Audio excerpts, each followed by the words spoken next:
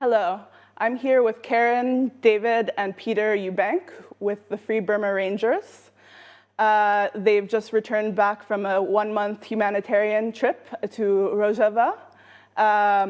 Peter, you're the director. Maybe you can tell us a bit about your tour. Yes, thank you. Well, first, I want to thank the Kurdish people because we're here in Kurdistan. It's an oasis of peace and function. And without the leadership of the KRG, the Kurdish government, opening the way for us to give humanitarian help, we could not go to Syria.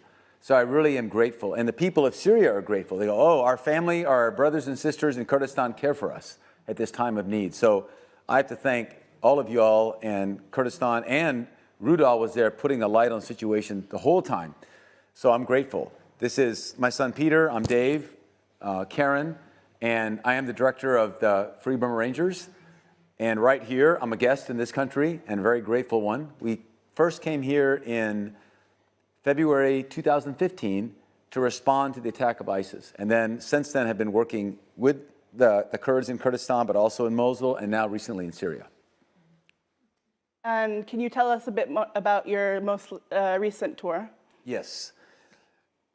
Back in October and November last year, 2019, there was an invasion from the Free Syrian Army supported by the Turkish government, which we're sorry about. And I'm also sorry that my own government broke a promise and allowed this to happen.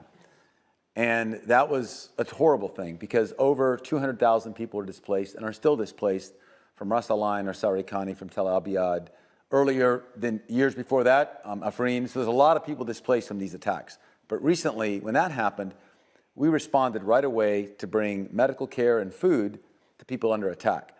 Since then, the people are still displaced, and we've gone back to, one, say we love you and we stand with you, to say the world is with you, and we'll try to give you the help you need. We're a very small NGO, but we try to be the eyes and a mouth for bigger groups to say, this is what's happening, these are the needs. So we went this time to give food to some of these 200,000 people that are displaced. Some are in camps, some are living out in abandoned schools, in the fields with almost nothing, to give blankets, shelter, shoes. And as we were doing that, we met people who'd fled Idlib.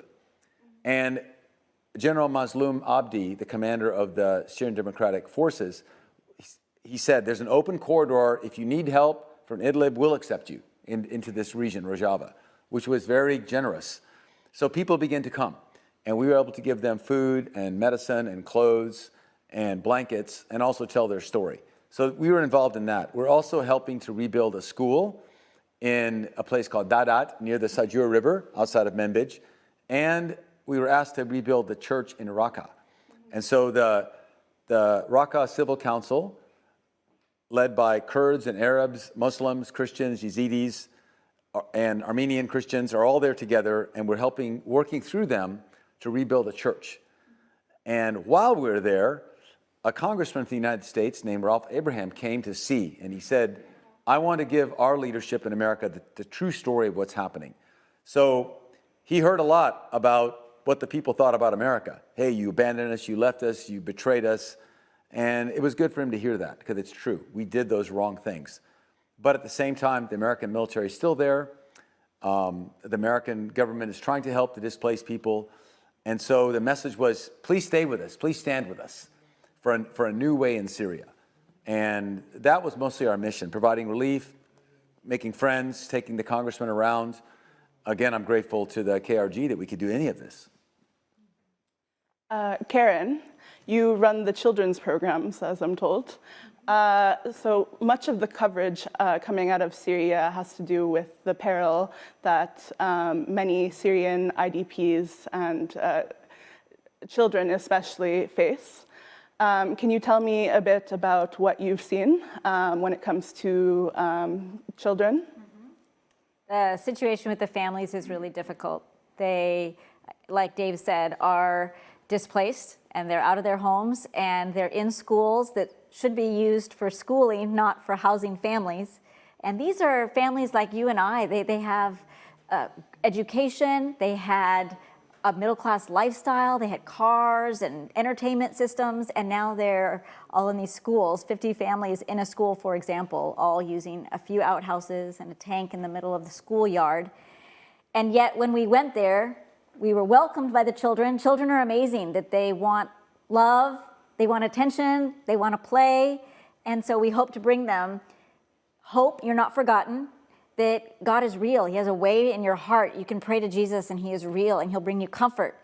And to the families and the moms to say, God gives you strength. If you wait on the Lord, he'll renew your strength. He'll make you rise up and run free, and in the future, give you opportunities for a new solution that the government can't give you. So we pray with them. We have friends in America who come and they play with them. We do a program of hygiene and give out food packs and just love and remind them that they're not forgotten. So these are kids that have been displaced and are in a school with their families and many schools full, as well as in camps that they have tents and, again, very difficult living situations, and yet parents are trying to take care of their kids as best they can, and we try to give them some love and hope. And in the snowstorm, bring them boots and socks, and again, food packs, things that are very practical, needed items for moms and kids just doing their best. And there are difficult situations that they've come from. Sometimes you don't know the history. Last year, this time, we were helping families that escaped out of Baghuz, and many were ISIS families, and yet you want to give God's love to everybody. None of us are that good. And we want to be merciful and share the love that we've received and pray for them, that Jesus is real and can be a very present help in your life, no matter what your situation is. I say this even to my friends in America. We all need help. And what about you, Peter? What role have you had in your parents' work? So in Burma, I help my sisters lead the horse and mule teams because there's no road there. There's no roads in the Karen and all the places that we work. The only roads are controlled by the government who oppress the people. And in Syria and Iraq, I help with food and water distributions, and I help with my mom's kids program that she started for the kids in war zones. It's a hard job for a 14-year-old. And can you tell us maybe a bit more about what other humanitarian work, aside from your organization, is being done in the region? Other groups, you mean? That you're aware of, yeah. Well, first of all, the Barzani Foundation did a huge work and continues to do a huge work from the KRG here into northeast Syria, which is life-saving, life-giving, and gives people hope, and it makes them feel valuable. So I think that's probably the biggest effort I've seen is Barzani Foundation help. There's other NGOs there. Mm-hmm. There were many before the invasion of the Free Syrian Army supported by the Turks. When that happened, almost every NGO fled. And so now they're slowly going back. But there's people in need from the Czech Republic and the People to People, I think they're called, from Italy. They do a lot of medical support and other support. Aktid is there helping. We saw them. And they need a lot more, though.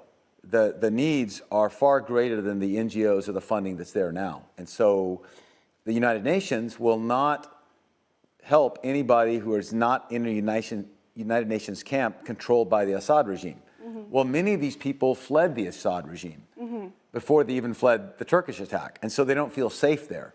And so what we need is support for camps in northeast Syria that are not controlled by the Assad regime. For us ourselves, we're not against any of those regimes. We want to be friends with everybody, but attacking people, driving them from their homes, doesn't work. And so right now, I feel it is relatively safe. You can move in and out of Kurdistan into Syria. I mean, I think actually today I heard they closed the border. Maybe that's temporary, I don't know. But in terms of your safety, it's a relatively safe place to be in northeast Syria. You can still function and help. And so there are some NGOs helping, but there need to be more. And what do you see as the main obstacles to, fulfilling these needs, both domestically and internationally? Right. And you asked me to name some NGOs. I want to mention Partners Relief and Development, who've been helping a lot of funding for food and schools and clinics also. But in terms of the main obstacles, I think the main obstacle is just will. Are you willing to do it? Of course there's risk. It's an area that was attacked. And ISIS has not been completely defeated either. They're still there. But I think if we really care about people, we have to put people first, not safety first. If you want to protect yourself, don't come out here. If you're going to come out here, go help. And someone said, oh, it's too dangerous for the congressman to go to Raqqa. Really? There's children in Raqqa. Is it too dangerous for them? Why is a congressman more important than a Kurdish child? He's not. And so he went. And I think we have to be willing to do it. An obstacle is access. And again, the KRG has made access possible, which we're grateful. Another obstacle are the dangers. I mentioned ISIS. They can attack you. Also, when the U.S. pulled back, the Russian forces and Assad's forces came in. So you've got to go through them. But right now, neither Russian or Assad forces hinder any relief in northeast Syria. There have been no problem. In fact, we've had friends with the Syrian army. We've treated their wounded. And so that's not been a problem. The Free Syrian Army, which are a proxy of the Turkish military, they are a problem. You can't go in their area, they'll shoot you. So you can't get aid into those areas that they control, Tel Abyad to Ainisa, Tel Abyad to Ras Al Ain or Sarikani and down to Ainisa. This is a big area, and Afrin, that they've displaced all the local people and they moved their own people in. So Christians, Yazidis, Kurds, they've been chased out, even Arabs. So that obstacle is a military obstacle. And so our appeal there is that the Turkish government pulls back those forces, pulls back out of Syria. My appeal to the U.S. is that we would help do that. And my appeal to the U.S. is also work with the Turks. They have legitimate concerns. They have huge humanitarian needs that we can help with. And the Kurdish regional government here has been playing the role of mediator very well, trying to get people to talk. General Mazloum Abdi of the Syrian Democratic Forces has said, we'll talk. Please, let's talk about this and solve it together. So I think there's a way. Interesting. And so I want to pivot to the media coverage of the last month. You've been saying that you regularly follow Rudao News. How accurate do you feel the coverage coming out of Syria, both in the last month and I guess in the upsurge of action in the last 6 months is? I find, first of all, I look at Rudao every day. Doesn't matter where I'm in the world because I trust the news. The reason I trust them is they're on the ground. I'm seeing them everywhere. They're usually there before we got there. They're already there. And they know the people, and they have the courage to go to where the most dangerous places are. And one Rudao team even came to Burma earlier this year. Oh, wow. Walked into Burma and filmed it. And so that's not secondhand news. They're right there. So I feel that the reporting of Rudao is very accurate. Other stations, K24 has done a good job there. And the other international news agencies have been there. I feel that in northeast Syria, the news has been very accurate because the people have access, the journalists have access and freedom to report and move. What I'm not sure about is Idlib, because we're not there. And it's very difficult to go because you have different extreme forces fighting each other. And it's very difficult to get what's really happening in Idlib. But it's sure that at least 800,000 people or more have been displaced because you can see them and count them. They're all along the Turkish border. So that's sure. But how it's going to be resolved, who's on whose side, that's difficult to tell. And so you've been doing humanitarian work for over 20 years now? Yes, ma'am. So across the world, from Burma to Iraq to Syria, I'm sure you've noticed various different parallels and differences. Maybe you could tell us a bit about them. Well, Burma is a 70-year-old civil war where the series of dictators or military governments, no matter what they put on their uniform, they're still in charge, have oppressed the minority peoples. Burma has over 100 minority groups living in the mountains, and the Burma army wants to completely dominate them for economic and other reasons, and they resist that, and they have resisted that.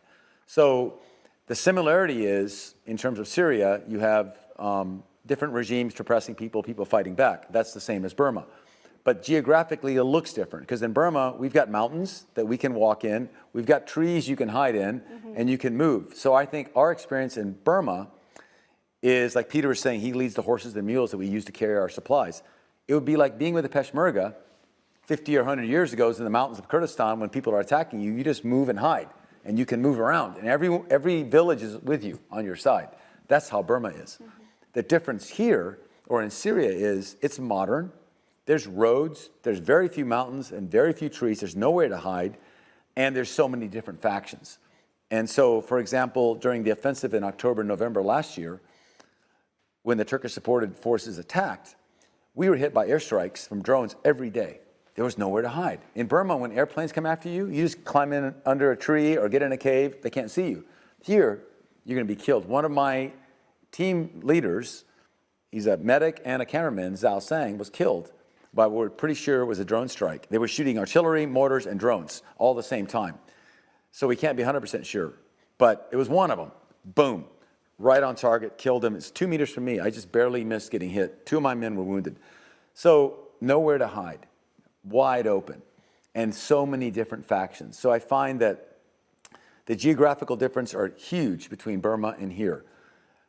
And there's more, seems to be more factions at odds with each other here, and more international countries playing a part, and much heavier fighting. What's the same is people's desire to be free. People's desire to have their kids grow up and go to school. People's desire for justice. This is in every human heart. And so that's why we're here. We were invited to come, and we want to stand with these people.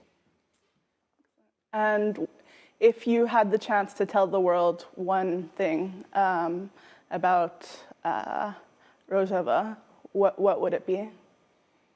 They're beautiful people. You know, when my team member was killed, thousands of people cried for him.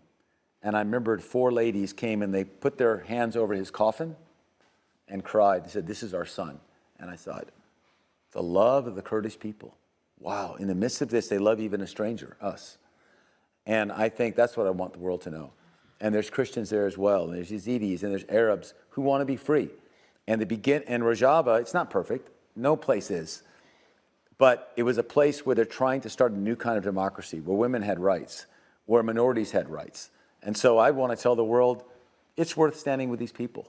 Let's work together with these other countries, not as enemies, but work together with Turkey and Russia and Assad's regime and say, everybody has legitimate issues. How can we resolve this? Let people go to their own homes and let's resolve this. And so I've been told that you were previously in the U.S. military. Yes, ma'am.